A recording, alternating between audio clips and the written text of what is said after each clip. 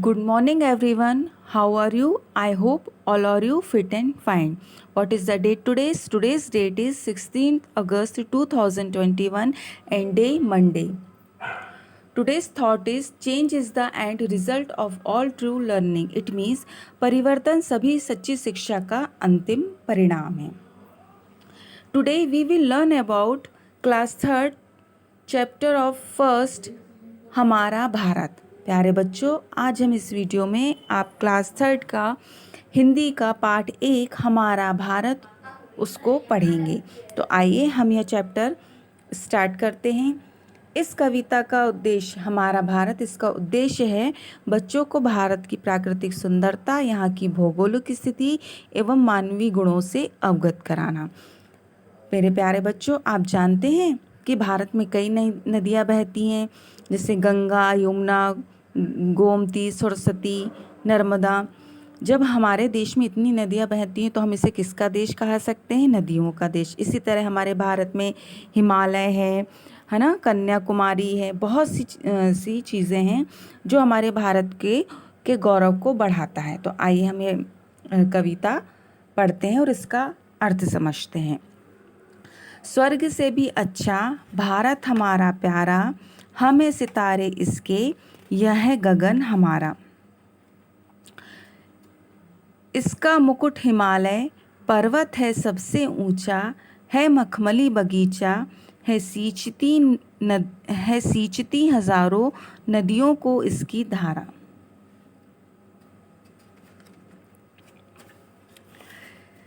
इसका अर्थ है, कवि यहाँ बताना चाह रहा है कि जो हमारा भारत है वह स्वर्ग से भी सुंदर है. इसे कहा जाता है, आपने सुना भी होगा कि स्वर्ग बहुत सुंदर है. परंतु यहाँ कविता में कवि क्या बोल रहे हैं? हमारे भारत को स्वर्ग से भी सुंदर बता रहे हैं. तो कवि कह रहे हैं हमारा भारत स्वर्ग से भी सुंदर है. यह देश हमारे लिए आसमान समान ऊंचा एवं महत्वपूर्ण है. हम लोग अपने इस देश रूपी आसमान में सितारे के समान हैं. हम हैं सितारे इसके, यह है गगन हमारा. इसका अर्थ हुआ कि हम लोग अपने इस देश रूपी आसमान में सितारे के समान हैं. सभी पर्वतों से ऊंचा हिमालय हमारे देश का मुकुट है. इसका मुकुट हिमालय पर्वत है सबसे ऊंचा. जैसे कि आप जानते हैं कि जो हिमालय पर्वत है उत्तर दिशा में स्थित है, इसे हमारे देश का मुकुट कहा जाता है. तो कवि बोल रहे हैं कि सभी पर्वतों से ऊंचा हिमालय हमारे देश का मुकुट है. यह हमारे देश उत्तरी छोर पर प्रहरी के समान खड़ा है. प्रहरी का मतलब यहाँ क्या होता है? पहरेदार. यानी जो हिमालय है वो उत्तरी छोर पर हिमालय प्रहरी के समान खड़ा है. इस देश में बहने वाली हजारों नदियाँ को जल से सिंचित धरती के बाग वन मखमल की तरह सुंदर दिखते हैं. है मखमली बगीचा, है सींचती हजारों नदियों को इसकी धारा. कवि कह रहे हैं कि इस देश में बहने वाली हजारों नदियों के जल से सिंचित धरती के बाग वन मखमल की तरह सुंदर दिखते हैं. अब हम आगे की कविता पढ़ेंगे. है धर्म या कि मजहब, इसके लिए वही जो इंसान को बनाए, इंसान बस सही जो. इंसान में ही इसने भगवान को निहारा. इसका यह सोचना है धरती गगन सभी के, है आग और पानी ऊर्जा पवन सभी के. अब यहाँ पे कवि क्या बोल रहे हैं? मजहब यानी क्या होता है? धर्म या धार्मिक संप्रदाय. आपको पता है कि सभी अपने अपने धर्म को मानने वाले होते हैं, उन्हें बोलते हैं मजहब. ठीक है. निहारा मतलब ध्यान से देखना, और यहाँ पवन का मतलब होता है हवा.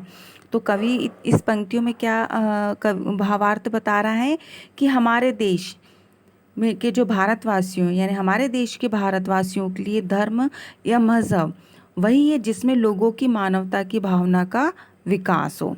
यहाँ पे पर कवि बोल रहे हैं कि हमारे भारतवासियों के लिए, हर भारतवासियों के लिए वही धर्म है जिसमें सभी को समान रूप से समझा जाए, सभी पर की भावना, मानवीयता की भावना का विकास हो, जिससे लोग जिससे लोग एक अच्छे इंसान बन सकें. इस देश के लोगों में इंसान में ही भगवान के दर्शन किए हैं। जैसे इसका यह सोचना है, धरती गगन सभी के है, आग और पानी ऊर्जा पवन सभी के। जैसे प्रकृति अपनी चीज़ें देने में कोई भी भेदभाव नहीं करती। हवा सभी को मिलती है, या आसमान सभी का है, पानी सभी के लिए है। उसी तरह यहाँ पे कवि बोलना चाहता है कि हम इंसान, अगर प्रकृति कोई भेदभाव नहीं करती तो हम इंसानों को भी सबको एक साथ, मानवता से एक साथ मिलजुल कर रहना चाहिए।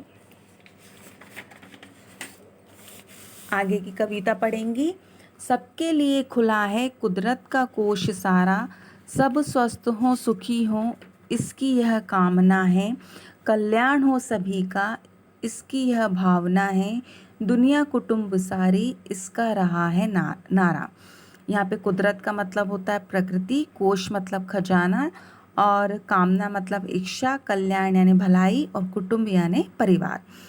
तो यहाँ पे कवि बोल रहे हैं, संसार के सभी लोगों के लिए प्रकृति का भंडार समान रूप से खुला है, सबके लिए खुला है कुदरत का कोश सारा। तो यहाँ क्या बोल रहे हैं कवि कि संसार के सभी के लिए जो प्रकृति अपना खजाना, जो अपना भंडार है, उसने सभी के लिए समान रूप से खोला है। भारत के लोगों की यही इच्छा रहती है कि सभी स्वस्थ हो और सुखी हों। जैसे यहाँ पे लिखा, इसकी यह सब स्वस्थ हो सुखी हो इसकी यह कामना, कल्याण हो सभी का इसकी यह भावना है।